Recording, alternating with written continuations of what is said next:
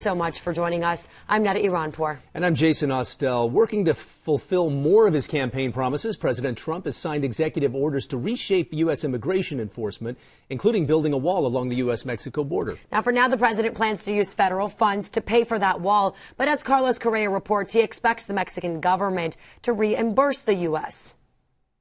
As part of his plan to curb illegal immigration, the president wants to increase deportation of illegal individuals who enter the U.S. and those who violate other laws within the country. He also wants to boost patrol along the border, but community advocates say none of that will solve the immigration problem.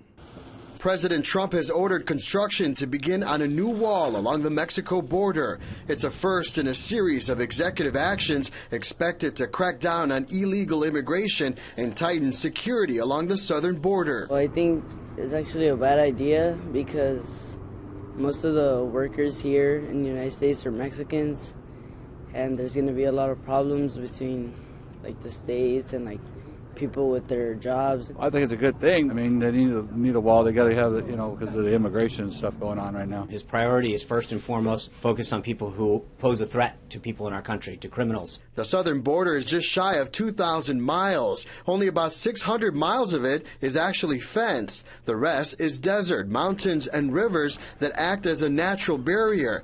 Immigration advocates say more wall will hurt both countries. We're having this really panicked discussion about undocumented immigration when it's at a 40-year low. And it's been going down for 15 years. So it's not that it's pro or con the wall or pro or con any particular policy directed at undocumented immigration, but it's fomenting the idea that somehow it's out of control when it really isn't. There are 19 official points of entry on the southern border, but over 300 airports where foreign nationals fly in every day. And advocates say half of the current undocumented population entered the U.S. legally, then overstayed their visas, a problem a wall wouldn't fix. There's a real sense of fear, a real sense of anxiety. People feel uneasy about what their current situation is, whether they will feel safe. Construction of new section of border wall likely won't start for some time. Congress has to approve the funding, and plans and bids need to be made for the structure, which could cost billions of dollars. This will not resolve the immigration issues. Congress has not done its job of reforming immigration laws. Activists say everyone should be informed and know their rights to better protect themselves and their families. They should also reach out to elected officials with their concerns. Now, we are expected to hear from leaders within the local migrant community within days.